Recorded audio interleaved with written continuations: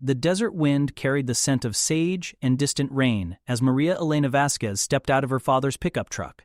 The reservation stretched endlessly before her, a landscape of red earth and scattered adobe homes that seemed to whisper ancient secrets. She had never imagined she would find herself here, 300 miles from her comfortable life in Phoenix.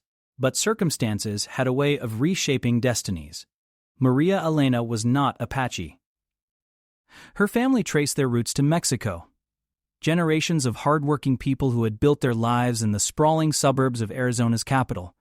At 26, she had everything mapped out: a successful career as a social worker, a modern apartment with city views, and plans to marry her college sweetheart by Christmas. But life had other plans entirely. The reservation's community center stood before her, a modest building with weathered walls that had witnessed countless meetings, celebrations, and moments of profound decision. Today, it would witness something unprecedented. Maria Elena smoothed her simple blue dress and checked her watch. She was early, which gave her time to gather her thoughts and prepare for what many would consider an impossible conversation. 3 months earlier, her supervisor had assigned her to a special case involving federal funding disputes affecting several Native American communities.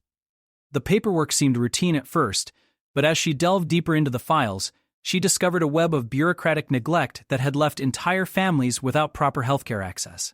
The Apache Reservation was among the most severely affected. Her first visit had been purely professional. She arrived with her briefcase full of forms and regulations, expecting to spend a few days gathering information and filing the necessary reports. What she found instead was a community struggling with dignity intact, led by people whose quiet strength impressed her more than any corporate boardroom she had ever entered. Joseph Running Bear was not what she expected in a tribal leader. At 34, he possessed a presence that commanded respect without demanding it. His dark eyes held depths of wisdom that seemed far older than his years, and when he spoke, even the children stopped their games to listen. He wore his authority lightly, like a well-fitted jacket that belonged to him naturally. Their first meeting took place in his modest office, walls lined with photographs of previous leaders and framed documents establishing treaty rights that stretched back over a century. Maria Elena had prepared her standard presentation about federal compliance requirements and funding procedures, but Joseph listened with an attention that made her feel as though her words carried weight beyond their bureaucratic purpose. "You speak of these programs as though they are gifts," he said quietly when she finished. "But we understand them as obligations, promises made long ago that we are still waiting to see fulfilled." His words stayed with her during the long drive back to Phoenix. That night, she found herself researching Apache history, reading accounts of leaders like Geronimo and Cochise, trying to understand the legacy that Joseph carried. The more she learned, the more she realized how little she truly knew about the people she was supposed to serve. She returned to the reservation the following week, and then again the week after that. Each visit revealed new layers of complexity in the funding issues, but also new aspects of a community that functioned with principles she had never encountered in her professional world. Decisions were made through consensus rather than hierarchy. Children were raised by entire neighborhoods rather than isolated nuclear families. Elders were consulted not as a courtesy but as repositories of essential wisdom. Joseph began to appear in her thoughts at unexpected moments. She would catch herself wondering what he would think about a particular policy recommendation, or how his calm voice might sound discussing something other than federal regulations. These thoughts troubled her, not because they were inappropriate, but because they felt so natural. The breakthrough in her case came during her 7th visit to the reservation. She had discovered a clerical error in the federal database that had caused the Apache community to be categorized incorrectly, resulting in reduced funding for nearly 3 years. It was the kind of mistake that could be fixed with a few phone calls and the right paperwork, potentially restoring hundreds of thousands of dollars to programs that desperately needed them. She burst into Joseph's office with the news, her professional composure forgotten in her excitement. "I found it," she announced, spreading documents across his desk. "The reason for the funding shortfall. It's a classification error, and I know exactly how to fix it." Joseph examined the papers carefully, his expression growing more amazed as he understood the implications. "This could restore the youth education programs," he said slowly, "and the elder care initiative we had to suspend. And the health care expansion," Maria Elena added, unable to contain her enthusiasm. "All of it. Everything that was cut can be restored, and there might even be additional funding available for new programs." For the first time since she had known him, Joseph's composed demeanor cracked. He stood up abruptly, walked to the window, and stood there silently for several minutes. When he turned back to her, his eyes were bright with unshed tears. "Do you understand what this means to our people?" he asked softly. The question hung in the air between them, loaded with significance that went far beyond the technical details of federal funding. Maria Elena realized that somewhere in her weeks of research and visits, her motivation had shifted from professional obligation to personal investment. She cared about this community in a way that had nothing to do with her job description. "I think I'm beginning to," she replied. That evening, Joseph invited her to stay for the community dinner that was held every Friday in the center's main hall. She had attended these gatherings before, but always as an observer, a visitor from the outside world. This time felt different. People approached her with genuine warmth, thanking her not just for her work, but for her dedication to understanding their needs. As the evening progressed, she found herself sitting with a group of women her age, listening to stories about their children, their hopes, their daily challenges. They asked about her life in Phoenix, her family, her plans for the future. The questions were friendly, but she sensed they were also evaluating her, trying to understand what had brought her so frequently to their community. Joseph appeared at her elbow as the gathering was winding down. "Walk with me," he said simply. They stepped outside into the clear desert night, where stars blazed with an intensity impossible to see from the city. They walked without speaking for several minutes, following a path that led away from the community center toward a small rise overlooking the valley. "My grandmother used to say that some people are brought together by circumstances, but others are brought together by purpose," Joseph said finally. She believed that when someone appears in your life repeatedly, when their presence creates positive change, it is not coincidence. Maria Elena felt her heart quicken. She had been raised in a practical family that believed in hard work and rational decision-making, but standing under that vast sky, listening to Joseph's quiet words, she found herself open to possibilities she had never considered. "What kind of purpose?" she asked. Joseph stopped walking and turned to face her. In the moonlight, his features were sharp and strong, but his expression was gentle. "Perhaps that is something we need to discover together." The words hung between them like a challenge and an invitation. Maria Elena realized that she was standing at a crossroads that would determine not just her immediate future, but the entire direction of her life. Everything she had planned, everything she had worked toward, seemed suddenly less important than this moment, this choice, this man who was offering her a completely different path. "I don't know anything about living on a reservation," she said quietly. "I don't know anything about falling in love with a social worker from Phoenix," Joseph replied with the hint of a smile. The admission took her breath away. She had known, on some level, that her feelings for him had grown beyond professional respect, but hearing him acknowledge his own feelings made everything suddenly, startlingly real. "This is crazy," she whispered. "Yes," he agreed. "It is." They stood there in the desert night, two people from different worlds, contemplating a future that neither of them had planned, but both of them wanted. The wind carried the scent of sage and the distant sound of drums from the community center, where someone had started playing traditional songs. "My family will think I've lost my mind," Maria Elena said.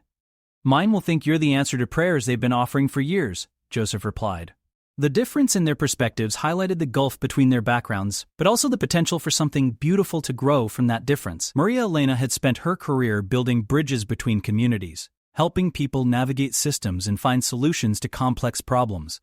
Now she was being asked to become a bridge herself, to join her life to a community that operated by principles she was only beginning to understand. "I have a life in Phoenix," she said, but even as she spoke the words, she realized how hollow they sounded. "Yes," Joseph acknowledged, "and I have responsibilities here that I cannot abandon. The question is whether we can find a way to honor both." It was a practical response to an impractical situation, and it revealed the thoughtful approach that had drawn her to him in the first place. Joseph never rushed to judgment, never made decisions without considering all the implications. It was one of the qualities that made him such an effective leader, and it was also what made his interest in her feel solid and genuine rather than impulsive. They began walking back toward the community center, their hands brushing occasionally as they navigated the uneven path. Each contact sent small electrical charges through Maria Elena's system, reminding her that whatever was happening between them was as much physical as it was emotional. "There would be challenges," Joseph said as they approached the building. "People on both sides who wouldn't understand. Bureaucratic complications with your work, cultural differences that we can't even anticipate yet." "Yes," she agreed. "There would be all of that, and you would be giving up a lot. Your apartment, your plans, your familiar surroundings. Life here is not easy, even for people who grew up with it." Maria Elena stopped walking and turned to face him. The community center was lit from within, casting warm yellow light across the desert floor. She could hear voices inside, people cleaning up after the dinner, children playing one last game before bedtime. It was a sound of belonging, of community, of people who took care of each other as a matter of course. What if I don't want the life I planned anymore, she asked. What if I want something completely different? Joseph studied her face in the pale light. Then we would need to be very sure, because once we start down this path, there will be no going back to the way things were. His words carried the weight of absolute truth. Maria Elena understood that she was being offered not just a relationship, but a complete transformation of identity. She would not be the same person if she chose to stay, if she chose him, if she chose this community that had somehow claimed a piece of her heart. I need time to think, she said finally. Of course, Joseph replied. This is not a decision to make lightly. He walked her to her truck, his presence solid and reassuring beside her. As she prepared to drive back to Phoenix, back to her other life, he placed his hand gently on her arm. Whatever you decide, he said, know that you have already given our people a great gift. The funding you found will change lives. That matters regardless of what happens between us. She drove through the night with his words echoing in her mind, the desert landscape flowing past her windows like a river of possibility. By the time she reached Phoenix, the sun was rising over the mountains, and she felt as though she was seeing her city for the first time. Her apartment felt smaller than she remembered, filled with possessions that suddenly seemed meaningless. She made coffee and sat on her balcony, looking out over the urban sprawl that had once represented success and security. Now it looked like a maze of concrete and glass, beautiful in its own way, but lacking the sense of connection she had found on the reservation. Her phone buzzed with a text from her fiancé, reminding her about dinner plans they had made for the weekend. She stared at the message for several minutes before typing back that they needed to talk. Some conversations, she realized, could not be delayed simply because they were difficult. The next few days passed in a blur of introspection and practical considerations. She found herself making lists, weighing pros and cons, trying to approach the decision with the same methodical analysis she brought to her professional work. But every rational argument seemed to pale beside the memory of standing under that vast desert sky, feeling more like herself than she ever had before. On Thursday afternoon, her supervisor called her into his office to discuss her Apache reservation case. The funding restoration had been approved at the federal level and implementation would begin immediately. It was a significant victory, the kind of success that could advance her career substantially. Excellent work, Maria Elena, he said, settling back in his leather chair. I'm recommending you for the senior liaison position that's opening up next month. It would mean a substantial raise in responsibility for coordinating with multiple tribal communities across the Southwest. It was exactly the kind of opportunity she had been working toward for years. The position would establish her as a leading expert in Native American affairs, with influence over policies that affected thousands of people. It was meaningful work that aligned with her values, and it would secure her financial future. Thank you, she said carefully. That's quite an honor. You've earned it, her supervisor replied. Your innovative approach to the Apache case shows exactly the kind of thinking we need in that role. You'll be able to make a real difference. As she walked back to her office, Maria Elena realized that she was being offered everything she had thought she wanted. Professional recognition, financial security, the chance to help communities like the one that had captured her heart. It should have felt like vindication, like all her hard work paying off. Instead, it felt like a test. That evening, she called her parents and told them she was considering a major life change. Her mother's reaction was predictable, concern mixed with bewilderment. Her father, always practical, wanted to know about job security and health insurance. Neither of them could understand why she would consider leaving a promising career to live on a reservation with people she had known for only a few months. Mija, her mother said gently, you have worked so hard to build this life. Why would you throw it away for a man you barely know? The question stung because it reduced her feelings to something shallow and impulsive, but Maria Elena understood that her parents saw the situation through the lens of their own experience, their own struggles to achieve stability and respectability. It's not just about him, Mama, she replied. It's about finding where I belong. You belong with your family, her mother insisted.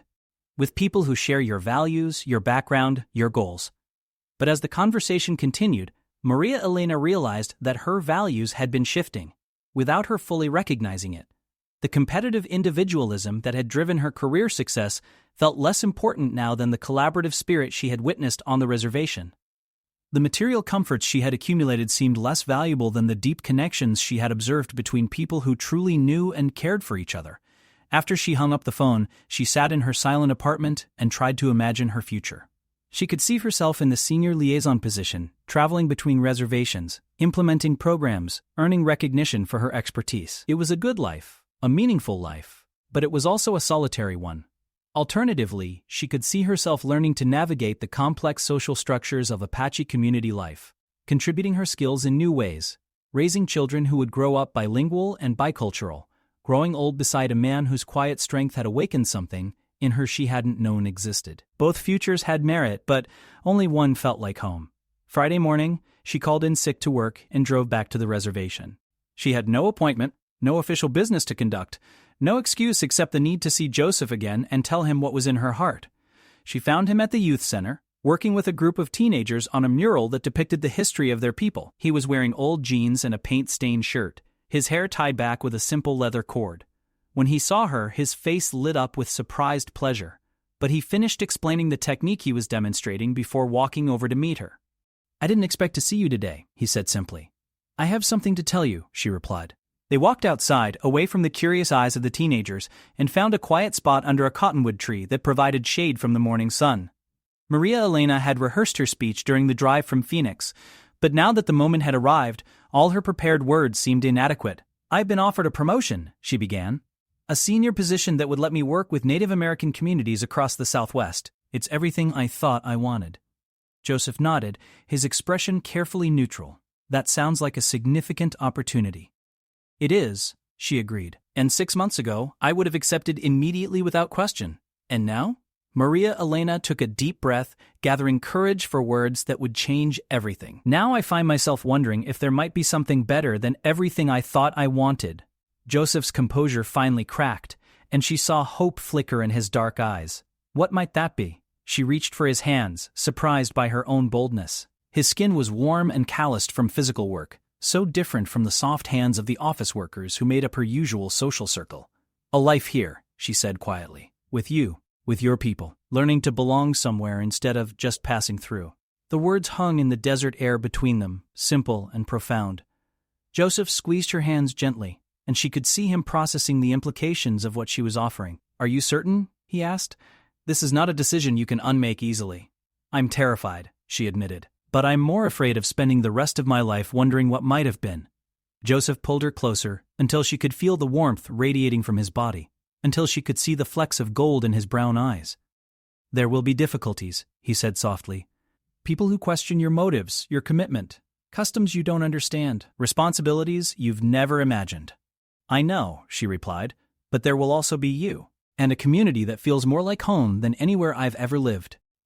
He studied her face with the same intense attention he brought to everything important in his life. She could sense him weighing her words, her sincerity, her readiness for the challenges ahead. "If you stay," he said finally, "it cannot be as a visitor or an outsider trying to help. It would have to be as someone who belongs here, who shares in both the burdens and the blessings." "I understand. Do you?" His voice was gentle but serious.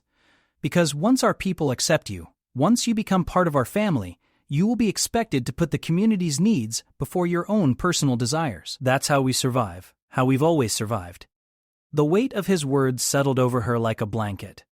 Maria Elena had spent her adult life prioritizing her individual goals and ambitions. The idea of subordinating her personal desires to collective needs was foreign, even frightening, but it was also, somehow, appealing. "Will you teach me?" she asked. Joseph's answer came not in words but in the way he pulled her into his arms, holding her against his chest as though she were something precious he had been waiting his whole life to find. She could hear his heartbeat, steady and strong, and feel the rise and fall of his breathing. "We will teach each other," he murmured into her hair. They stood there under the cottonwood tree, two people from different worlds who had found something in each other worth any sacrifice. Around them, the reservation continued its daily rhythm. Children walking to school, elders gathering to discuss community business, young mothers hanging laundry in the desert breeze. It was a scene that would have seemed mundane to an outsider, but to Maria Elena, it represented something revolutionary. For the first time in her life, she had found a place where she wanted to stay. A man she wanted to grow old beside, a community she wanted to serve not from professional obligation, but from love. The realization was both exhilarating and sobering. She was proposing to give up everything familiar and secure for something uncertain and challenging. But as Joseph held her in the shade of that desert tree, she knew with absolute certainty that she was making the right choice. "I need to go back to Phoenix," she said finally. "To resign from my job, end my lease, explain to my family and friends." "And your fiancé?" She had almost forgotten about David, so completely had he faded from her thoughts over the past weeks. The engagement that had once seemed like the logical next step in her life now felt like a mistake she needed to correct as quickly and kindly as possible. "That conversation will be the hardest of all," she admitted. Joseph released her reluctantly, and she immediately missed the warmth of his embrace. "How long do you think you'll need?" 2 weeks, she said, trying to calculate the logistics of dismantling an entire life. "Maybe 3. I'll be here," he promised. As she drove back toward Phoenix for what she knew would be the last time as a resident, Maria Elena felt lighter than she had in months. The desert landscape looked different now. Not like empty space between destinations, but like home. She had found her place in the world, and more importantly, she had found the courage to claim it. The rearview mirror showed her the reservation growing smaller behind her, but she knew she would be back soon, and when she returned, it would be to stay. The thought filled her with a mixture of nervousness and anticipation that was unlike anything she had ever experienced. She had work to do in Phoenix, difficult conversations to have, bridges to cross and others to burn. But for the first time in her adult life, she was moving towards something instead of away from it, and that made all the difference in the world. The coffee shop in downtown Phoenix buzzed with the familiar energy of urban professionals grabbing their morning caffeine fix. David Martinez sat across from Maria Elena, his confusion evident in every line of his body language. He had chosen this public place thinking they would discuss wedding details or perhaps her recent work stress. Instead, she had just shattered every assumption he held about their future together. "I don't understand," he said for the 3rd time, stirring his untouched latte with mechanical precision. "You're throwing away everything we've built together for someone you've known for 3 months?" Maria Elena watched the man she had planned to marry struggle to process her decision. David was everything her family had hoped for her. Educated, successful, from a good Mexican-American family with similar values and aspirations. He was handsome in a conventional way, drove a reliable car, and had a 5-year plan that included a suburban house, 2 children, and annual vacations to Cabo. 6 months ago, that life had seemed perfect. Now it felt like a beautiful cage. "It's not about time," she said gently. "It's about finding where I belong." "You belong here," David insisted, gesturing around the coffee shop as though it represented their entire shared world. "With me, with your career, with people who understand you." The irony of his words struck her forcefully. David had known her for 4 years, but she realized now that he had never really seen her. He loved the version of her that fit his plans, that complemented his vision of success, that would look good in the Christmas photos he sent to his extended family. "David," she said carefully, "when did you fall in love with me? What was the moment when you knew?" He looked startled by the question. "I don't know. It wasn't like that. We just fit together. We make sense." "But you never felt like you'd found a missing piece of yourself? Like suddenly everything in the world had shifted and aligned around this one person?" David's expression grew more confused, tinged now with hurt. "Is that what you feel with him?"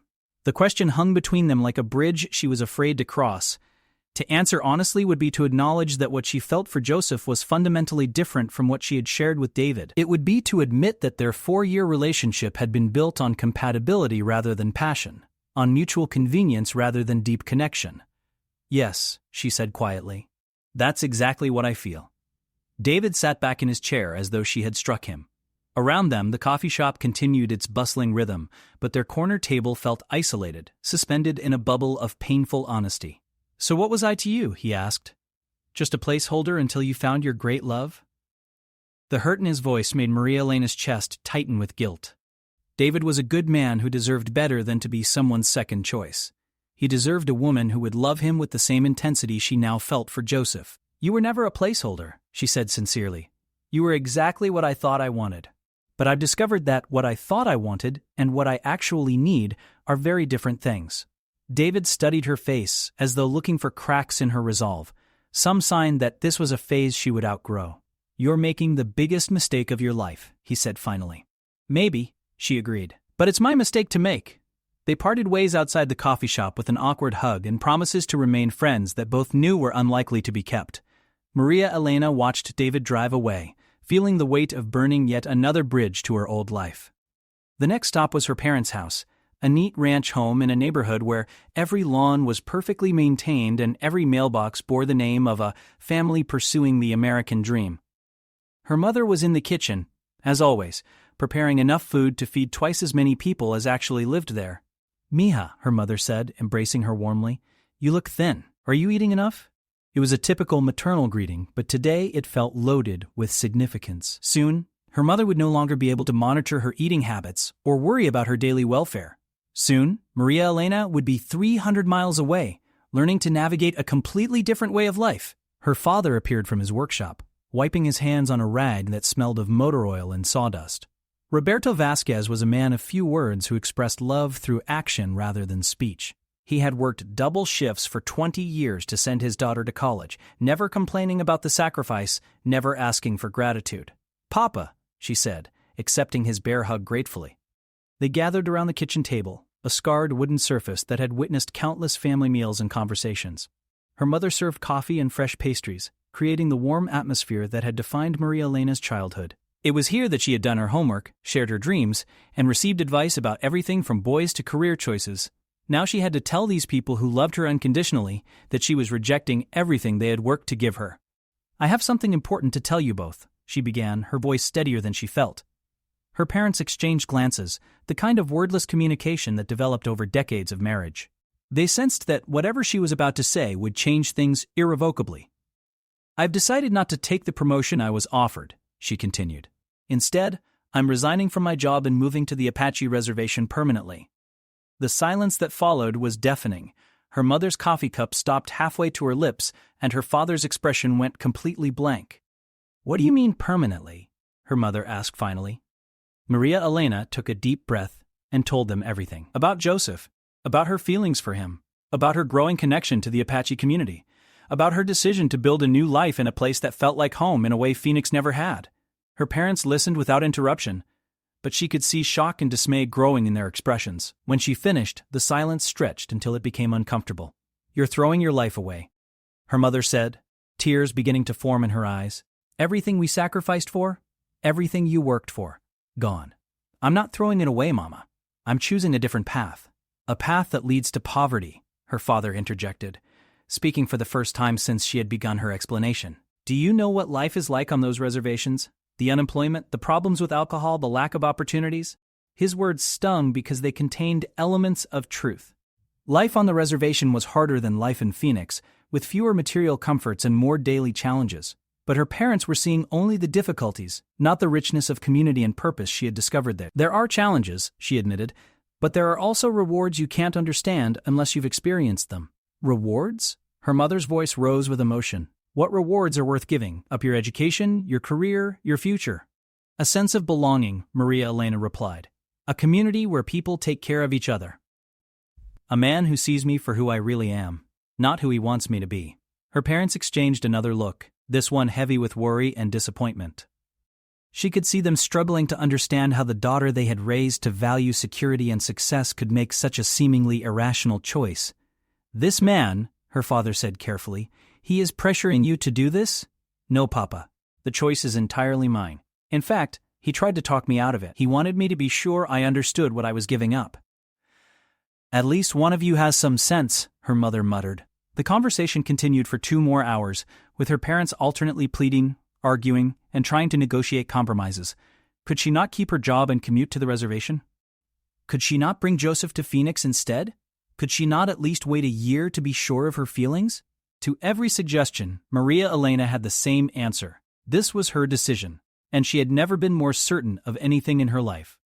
Finally, as the afternoon sun began to slant through the kitchen windows, her father asked the question she had been dreading. "What about children?" he said quietly. "What about our grandchildren?" The pain in his voice nearly broke her resolve. Her parents had assumed they would be closely involved in the lives of their future grandchildren, babysitting on weekends, attending school plays, passing on family traditions. Now she was telling them that their grandchildren might grow up 300 miles away, speaking a language they didn't understand, following customs that were foreign to them. "Your grandchildren will know you," she promised. "They'll spend time here, learn about their Mexican heritage as well as their Apache heritage. They'll be richer for having both." "How can you be sure?" her mother asked. "How can you know what kind of man he really is?" What kind of father he'll be? It was a fair question, one that struck at the heart of her decision. She was betting her entire future on a man she had known for only a few months, trusting her instincts about his character, based on limited observation. I can't be completely sure, she admitted, but I've seen how he treats his people, how children respond to him, how the elders respect him. I've watched him make decisions based on what's best for the community rather than what's easiest for himself. I trust what I've observed. Her parents remained unconvinced, but she could see their active resistance beginning to soften into resigned disappointment. They loved her too much to cut her off entirely, even if they couldn't understand her choice. As she prepared to leave, her mother walked her to the door with tears streaming down her cheeks. "Promise me," she whispered, "that if things don't work out, you'll come home. Promise me you won't stay out of pride if you're unhappy." "I promise, Mama." Her father's goodbye was more stoic, but she caught him wiping his eyes as he turned back toward his workshop. The drive to her apartment felt surreal, as though she was traveling through a life that no longer belonged to her. The familiar streets and landmarks looked different now that she knew she would be leaving them behind. She found herself noticing details she had overlooked for years: the way the mountains looked at sunset, the sound of traffic on the freeway, the smell of citrus blossoms from the neighborhoods she passed through. Her apartment felt even stranger. She stood in the doorway, looking at furniture she had carefully selected, artwork she had saved money to buy, books she had collected over the years. All of it would need to be sold, donated, or packed into a moving truck. The life she had spent years building would be dismantled in a matter of weeks. That evening, she called her supervisor to schedule a meeting for the following day. She had already decided how to frame her resignation as a career change that would allow her to work more directly with Native American communities. It wasn't the complete truth, but it wasn't entirely false either. The next morning, she sat across from her supervisor's desk and delivered her carefully prepared speech about wanting to work in a more hands-on capacity with the people she served. He listened with evident disappointment, trying various arguments to change her mind. "The senior liaison position would give you influence over policies affecting thousands of people," he pointed out. "You could do more good from here than you could working with a single community." It was a compelling argument, one that appealed to her professional instincts, but Maria Elena had discovered that her definition of doing good had evolved beyond policy implementation and bureaucratic efficiency. "I appreciate the opportunity," she said, "but I've realized that I work best on a more personal level. I want to be part of a community, not just someone who visits occasionally to fix problems." Her supervisor accepted her resignation with professional grace, though she could see he considered it a waste of talent and training. They discussed transition procedures and the timeline for transferring her cases to other work. As she cleaned out her desk that afternoon, packing personal items into cardboard boxes, her colleagues stopped by to express surprise and offer good wishes. Most of them assumed she was making a lateral move to another agency, or perhaps going into private practice. Only her closest friend, Sarah, intuited that there was more to the story. "This is about a man, isn't it?" Sarah asked, perching on the edge of Maria Elena's desk. "Partly," Maria Elena admitted. "Want to tell me about him?" So she did, describing Joseph and the Apache community, trying to convey what she had found there that was worth such a dramatic life change. Sarah listened with the kind of attention that came from genuine friendship, asking thoughtful questions and offering observations rather than judgments. "It sounds like you found something rare," Sarah said when the story was finished. "Something worth the risk. You don't think I'm crazy?" Sarah grinned. "Oh, you're definitely crazy, but you're crazy in a way that makes me envious. How many people ever find something they feel that passionately about?" The conversation with Sarah reminded Maria Elena why she valued female friendship so much. Unlike her parents, who saw her decision through the lens of their own fears and expectations, Sarah could appreciate the courage it took to choose love and belonging over security and convention. That weekend, she began the process of liquidating her material life. She posted ads online for her furniture, contacted a realtor about breaking her lease, and started sorting through possessions she had accumulated over the years. The process was both liberating and melancholy. Each item she decided to sell or donate represented a choice to let go of some aspect of her former identity. The professional wardrobe that had projected competence and authority would be largely useless on the reservation. The expensive kitchen gadgets she had collected would be replaced by simpler tools appropriate for a more basic lifestyle. But with each decision to let go, she felt lighter, more focused on what truly mattered. On Sunday afternoon, as she was packing books into donation boxes, her phone rang.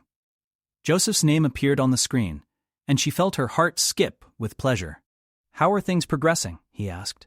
Faster than I expected, she replied, looking around at the boxes and piles that now filled her living room. I should be ready to leave by the end of next week. Are you having second thoughts? The question was asked gently without pressure, but she could hear the underlying anxiety in his voice. He was as invested in her decision as she was, despite his efforts to remain objective about the challenges she would face. No second thoughts, she said firmly. If anything, I'm more certain than before. Dismantling this life is showing me how little of it actually mattered to me. What about your family? She sighed, thinking about her parents' continued attempts to change her mind. They called daily with new arguments, new concerns, new suggestions for compromise. Their pain was genuine, but so was her determination to follow her chosen path. They're struggling with it, she admitted. But they'll come around eventually. They love me too much to stay angry forever. I hope so, Joseph said. Family relationships are precious. I wouldn't want to be the cause of permanent damage between you and your parents. His concern for her family, even as they actively opposed his relationship with their daughter, was typical of the man she had fallen in love with. Joseph thought in terms of long-term consequences and community harmony rather than immediate personal gratification. They'll see, she assured him, when they meet you, when they see how you treat me, when they understand what I found in your community, they'll understand. I look forward to that day, he said. They talked for another half hour about practical matters, where she would live when she first arrived, what belongings she should bring, how she would begin integrating into community life. These conversations were becoming more frequent and more detailed as her departure date approached, helping to make the transition feel real and manageable. After they hung up, Maria Elena returned to her packing with renewed energy. Each box she sealed was a step closer to her new life. Each decision to let go was a declaration of faith in the future she and Joseph were building together. The following week passed in a blur of finalizing arrangements and saying goodbyes. Her last day at work was marked by a small celebration in the conference room, complete with cake and well wishes from colleagues who still seemed puzzled by her career change. Her final evening in Phoenix was spent with Sarah at their favorite restaurant, a small Mexican place where they had celebrated professional victories and mourned personal disappointments over the years. I'm going to miss you, Sarah said, raising her margarita in a toast, but I'm excited to see what you become in this new life. What I become? You're already different, Sarah observed. More settled, somehow. Like you've stopped trying to convince yourself that you're happy and started actually being happy. The observation struck Maria Elena as profoundly true. She had spent so much energy over the years trying to appreciate what she had, trying to be grateful for opportunities and relationships that looked good on paper but never quite felt right in her heart. I hope I'm making the right choice, she said. There is no right choice, Sarah replied. There are just choices and the courage to live with the consequences. You've got more courage than anyone I know. They parted ways with promises to stay in touch and plans for Sarah to visit the reservation sometime in the future. As Maria Elena drove home through the Phoenix streets one last time, she felt a mixture of sadness and anticipation that seemed appropriate for such a momentous transition. Her apartment was now nearly empty, containing only the essentials she would need for her final night and the suitcases she would take with her to her new life. She stood at her bedroom window, looking out over the city lights that stretched to the horizon, and thought about all the dreams she had pursued in this place. Tomorrow, she would drive away from everything familiar and safe, toward a future that promised both great joy and significant challenges. She would leave behind the professional identity she had worked years to build, the social circle she had carefully cultivated, the material comforts she had accumulated. In exchange, she would gain a community that had already begun to feel like home, a man whose quiet strength matched her own newfound courage, and the opportunity to discover who she might become when she stopped trying to be who she thought she should be. As she prepared for bed in her empty apartment for the last time, Maria Elena felt a deep sense of rightness about the path she had chosen. Tomorrow would begin the most challenging adventure of her life, but also the most authentic. She had found her place in the world, and she was finally ready to claim it. The morning sun streamed through her bare windows as she loaded the last of her belongings into her truck. Her neighbors, most of whom she had known only in passing, came out to wave goodbye and wish her well. It struck her that she was leaving behind a life where she had been essentially anonymous, where she could disappear for weeks without anyone noticing her absence. Soon, she would be part of a community where everyone knew everyone else's business, where personal privacy was balanced against collective responsibility, where her choices would affect not just herself but the entire network of relationships she was joining. The prospect was both thrilling and terrifying. As she drove through Phoenix traffic for the final time, heading toward the freeway that would take her to her new life, Maria Elena thought about the conversation she planned to have with Joseph that very evening. There were words she had never spoken to any man, commitments she had never made to anyone, promises about a future she could barely envision. But for the first time in her adult life, she was moving towards something rather than away from it. And that made all the difference in the world. The desert highway stretched before her like a ribbon of possibility, leading her home. The moving truck disappeared down the dusty road, leaving Maria Elena standing beside a modest adobe house with everything she owned in the world packed into 6 cardboard boxes. The silence of the desert was profound after years of urban noise, broken only by the whisper of wind through sagebrush and the distant sound of children playing. Joseph emerged from the house where he had been directing the movers, his expression unreadable as he surveyed the small pile of belongings that represented her entire material life. "Second thoughts?" he asked gently. Maria Elena looked around at the landscape that would now be her daily view. Red earth stretching to purple mountains, scattered homes connected by dirt roads, a sky so vast it seemed to dwarf human concerns. It was beautiful in a way that Phoenix never could be, but it was also undeniably foreign. "No second thoughts," she said, surprised by the steadiness of her own voice. "Just overwhelmed by how final this feels." Joseph stepped closer, close enough that she could feel the warmth radiating from his body in the cool morning air. "Nothing is final except the choices we make each day," he said. "You chose to come here today. Tomorrow you'll choose to stay or to leave. Every day after that, the same choice." His words were both comforting and challenging, acknowledging her agency while also making it clear that her commitment would be tested repeatedly in the weeks and months ahead. "Where do we start?" she asked. Joseph smiled, the first completely unguarded expression she had seen from him since her arrival. "We start by moving your boxes inside. Then we have coffee with my grandmother. She's been waiting 3 weeks to meet the woman who convinced her grandson to fall in love." The house that would be her new home was smaller than her Phoenix apartment, but filled with warmth that had nothing to do with square footage. Hand-woven rugs covered polished wooden floors, and the walls displayed a mixture of traditional Apache artwork and family photographs spanning several generations.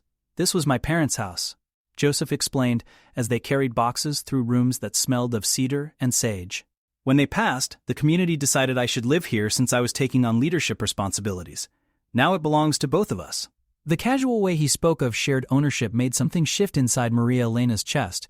In her former life, even with David, they had maintained separate apartments and separate finances. The idea of truly merging her life with another person's felt revolutionary. "What if your people don't accept me?" she asked, voicing the fear that had been growing stronger as the reality of her situation became clear. Joseph set down the box he was carrying and turned to face her fully. "Some will be skeptical at first," he admitted. "Change makes people nervous, and you represent significant change. But Apache people judge by actions, not by background. If you show respect for our ways and genuine commitment to our community, you'll earn acceptance. And if I make mistakes, then you'll learn from them like everyone else does. My grandmother always says that the person who never makes mistakes is the person who never tries anything important." They finished moving the boxes, and then Joseph led her down a well-worn path to another adobe house where smoke was already rising from the chimney despite the early hour. An elderly woman appeared in the doorway, her silver hair braided with colorful ribbons, her face a map of lines that spoke of laughter as much as hardship. "Grandmother," Joseph said formally, "I present Maria Elena Vasquez, who has come to make her life among us." The old woman stepped forward and studied Maria Elena with eyes that seemed to see through surface appearances to something deeper. The scrutiny was intense but not unfriendly, more like an assessment of character than a judgment of worth. "So," she said finally, her English accented but clear, "you are the one who has turned my grandson's practical mind to poetry." "I hope I haven't caused any trouble," Maria Elena replied, uncertain of the appropriate response. The grandmother laughed, a sound like water flowing over stones. "Child, trouble is when young people settle for lives that make them half alive. What you've caused is hope." She gestured for them to sit in chairs arranged around a fire pit where coffee was brewing in a battered metal pot. The ritual of sharing coffee, Maria Elena had learned, was central to Apache hospitality and community building. "Tell me," the grandmother said as she poured 3 cups, "what do you know about being Apache?" It was a direct question that demanded an honest answer. Maria Elena had done research, had read books and articles about Apache history and culture, but she understood that academic knowledge was different from lived experience. "Very little," she admitted. "I know some of the history, some of the traditional practices, but I know I don't understand what it means to live those traditions day by day." "Good," the grandmother said approvingly. The ones who think they already know everything are impossible to teach. What are you willing to learn? Everything, Maria Elena replied without hesitation. I want to understand not just the customs, but the reasons behind them. I want to contribute to the community in whatever way I can. The grandmother exchanged a meaningful look with Joseph before turning back to Maria Elena. There will be ceremonies you cannot participate in until you've earned the right. There will be knowledge that must be given gradually as you prove ready to receive it. There will be times when you feel like an outsider looking in. I understand. Do you? The grandmother's voice grew more serious, because the temptation will be to try to speed the process, to demand acceptance before you've earned it. Patience is not valued in your culture the way it is in ours. The observation was accurate enough to sting. Maria Elena had built her career on quick results and measurable progress. The idea of waiting years to be fully accepted into a community challenged every professional instinct she had developed. I'll learn patience, she said. We'll see, the grandmother replied, but her tone had warmed considerably. For now, drink your coffee and let us talk about practical matters. Where will you work? How will you support yourself? What skills do you bring that our community needs? These were questions Maria Elena had been grappling with during her drive from Phoenix. Her social work background was relevant, but the reservation had its own social services structure. Her education was valuable, but she needed to find ways to apply it that respected existing authority structures. I thought I might start by volunteering, she said, learning what needs exist, what gaps I might be able to fill. I have savings that will support me for several months while I find my place. Volunteering is good, Joseph interjected, but our people are proud. They don't want charity, even well-intentioned charity. They want partnership. His grandmother nodded approvingly. My grandson speaks wisdom. If you want to help, you must first understand how to receive help. Our way is reciprocal. Everyone gives, everyone receives. The conversation continued for 2 hours, covering everything from grocery shopping, logistics, to the protocols for attending community meetings. Maria Elena found herself taking mental notes on dozens of small details that would be crucial for navigating daily life successfully. As they prepared to leave, the grandmother took Maria Elena's hands in her own weathered ones. You have made a brave choice, she said quietly. Not the safe choice, not the expected choice, but the brave choice. That matters here. Courage is something we understand. Walking back to their house in the afternoon heat, Maria Elena felt simultaneously exhausted and energized. The conversation had been a test, she realized, but one she seemed to have passed. Your grandmother is formidable, she told Joseph. She's also your strongest potential ally, he replied. If she accepts you, others will follow. If she doesn't, he shrugged. What would have happened if she hadn't approved?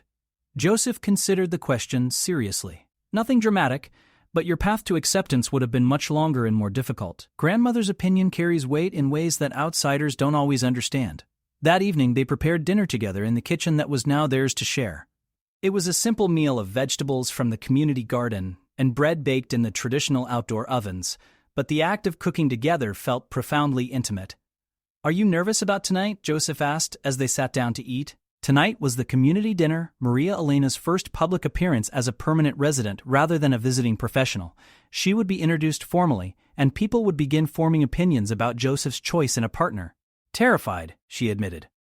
Good, that means you understand the significance. They walked to the community center as the sun was setting, painting the desert in shades of gold and purple that took Maria Elena's breath away. Other families were converging on the building from all directions, children running ahead of their parents, elders moving slowly but steadily toward the gathering place. Inside, the large main room buzzed with conversation and activity. Long tables were arranged in a rectangle, with everyone sitting together rather than in separate family groups. The arrangement promoted community interaction and ensured that no one ate alone. Joseph led her to seats near the middle of one side, positioning that she later learned was strategic. Too close to the head table would seem presumptuous for a newcomer. Too far away would suggest lack of confidence or commitment. As people took their seats, Maria Elena became aware of the subtle attention focused on her. Conversations didn't stop, but she noticed glances in her direction, people clearly discussing her presence. The scrutiny was intense but not hostile, more curious than judgmental. An elderly man stood at the head table and raised his hand for attention. The room gradually quieted until only the sound of settling chairs remained. Before we share our meal, he announced, we have introductions to make. Joseph Running Bear has brought someone to join our family permanently. Maria Elena Vasquez comes to us from Phoenix, leaving behind her former life to make a new one among us. All eyes turned to her, and Maria Elena felt her heart pounding against her ribs. Joseph squeezed her hand under the table, a small gesture of support that gave her the courage to stand when the elder gestured for her to do so. "I am honored to be here," she said, her voice carrying clearly through the silent room. "I know I have much to learn about Apache ways, and I hope to prove myself worthy of your acceptance through my actions rather than my words." It was a short speech, carefully crafted to show respect and humility without false modesty. The response was a murmur of approval that seemed genuine rather than merely polite. As she sat down, an older woman across the table leaned forward. "What made you decide to leave everything for our Joseph?" she asked with a twinkle in her eye. The question broke the ice, and suddenly Maria Elena found herself surrounded by friendly curiosity rather than formal evaluation. Women wanted to know about her work experience, her family background, her plans for contributing to the community. Men asked more practical questions about her adjustment to reservation life and her understanding of the challenges ahead. The conversation was animated but respectful, with people clearly trying to form their own opinions while remaining open to being pleasantly surprised. Maria Elena found herself relaxing as the evening progressed, her natural social skills helping her navigate the complex dynamics of community introduction. After the meal, as people lingered over coffee and dessert, a middle-aged woman approached their table. "I'm Sarah Crowfeather," she said, extending her hand.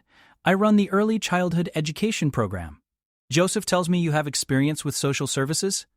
"Yes, primarily working with federal funding and program implementation." Sarah's eyes lit up. "We've been struggling with grant applications for expanding our daycare facility. The federal requirements are so complex, and we don't have anyone with that kind of expertise." It was exactly the kind of opportunity Maria Elena had hoped would emerge organically.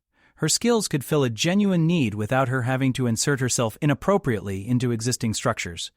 "I'd be happy to help," she said, "though I'd want to understand your current program thoroughly before making any suggestions." "Of course. Could you come by tomorrow afternoon? I'll show you around, introduce you to our staff." As they walked home under stars that blazed with intensity impossible in any city, Maria Elena felt a deep sense of satisfaction. The evening had gone better than she had dared hope, with multiple people expressing interest in her background and potential contributions. "You did well," Joseph said as they reached their front door. "It felt natural," she replied, realizing as she spoke that it was true. Despite the cultural differences and the pressure of being evaluated, she had felt more comfortable at that community dinner than she had at most professional networking events. "Because you were being yourself instead of trying to be what you thought people wanted you to be," Joseph observed. They sat on the front porch for a while, listening to the night sounds of the desert and processing the events of the day.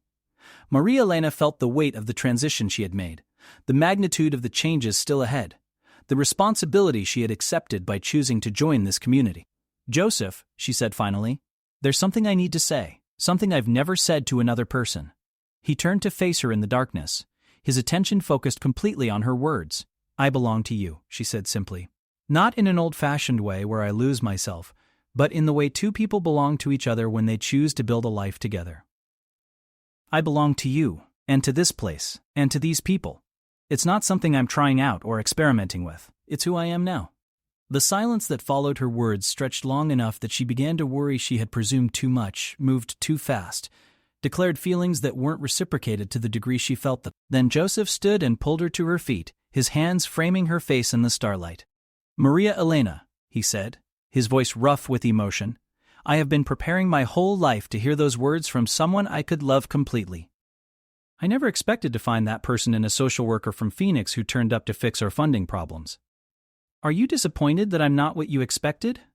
I'm amazed that you're so much more." He kissed her then, soft and sure and full of promises about the future they would build together.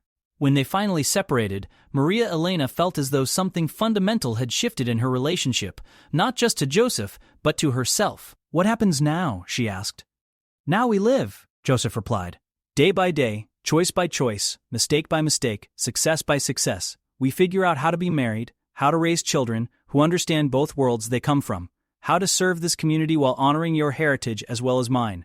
"Married?" she asked, her heart skipping. Joseph laughed. "Did you think I was going to let the best thing that ever happened to me slip away? We'll do it properly, with ceremonies from both traditions, so your parents can participate fully." The mention of her parents sent a small shadow across her happiness. They had called several times since her move, conversations that were stilted and careful as they all adjusted to this new reality. "They'll come around," Joseph said, reading her expression accurately. When they see how happy you are, when they meet our children, when they understand that loving someone from a different culture doesn't mean abandoning your own Our children, she repeated, testing the words. Someday, he confirmed. When we're ready, when the community is ready, when we've figured out how to be good parents to kids who will face questions we never had to face. They talked until long past midnight, planning a future that felt both challenging and full of possibility. They would marry in the spring, after she had been on the reservation for a full season and proven her commitment beyond doubt. They would build a larger house to accommodate the family they hoped to have. They would find ways to bridge their two cultures that honored both, without forcing artificial compromises. As they finally prepared for bed in the house they now officially shared, Maria Elena caught sight of herself in the bathroom mirror. She looked the same as always, but something in her expression was different. More settled, more certain, more authentically herself. She had spent her entire adult life trying to become someone worthy of the opportunities she had been given. Now she was finally learning to be someone worthy of the love she had found. In the bedroom, as she lay beside the man who had changed the entire trajectory of her existence, Maria Elena thought about the words she had spoken on the porch. I belong to you. They had emerged from some deep place in her heart that she hadn't known existed, carrying a truth that surprised her with its completeness. She did belong here, to this man, to this community, to this landscape that was teaching her new definitions of home and family and purpose. It wasn't the life she had planned, but it was the life she had chosen, and for the first time in her 26 years, those two things felt like the same thing. Outside their window, the desert wind whispered through ancient rocks and younger sage, carrying stories of all the people who had found their way to this place and decided to stay. Soon her story would be part of that wind, her choices woven into the ongoing narrative of a community that had survived everything history could throw at it.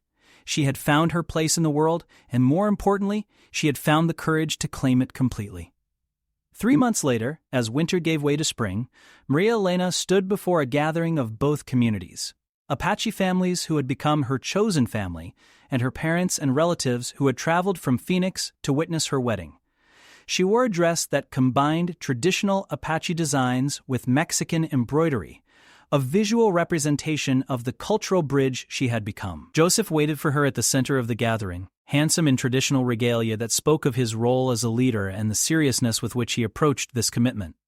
His grandmother stood beside him, holding sage for the blessing ceremony, her face glowing with satisfaction at seeing her grandson choose love over convention. Maria Elena's parents sat in the front row of chairs, her mother wiping away tears that were equal parts joy and lingering worry.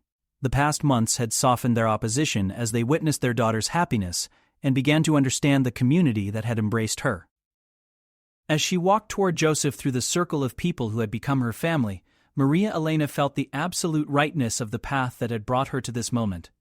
She had given up everything familiar to find something authentic, and the trade had been worth every sacrifice. I belong to you, she had said that night on the porch, defying every expectation she had held about her own future.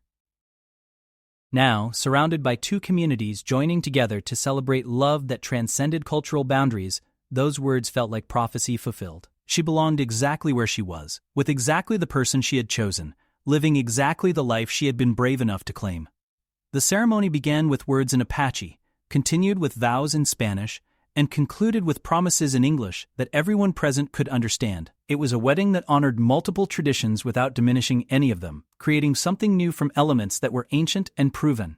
As Joseph slipped a silver ring onto her finger and spoke words of commitment that would bind them together for the rest of their lives, Maria Elena understood that belonging was not something that happened to you. It was something you chose, actively and repeatedly, with courage and faith and the willingness to become someone you had never imagined you could be.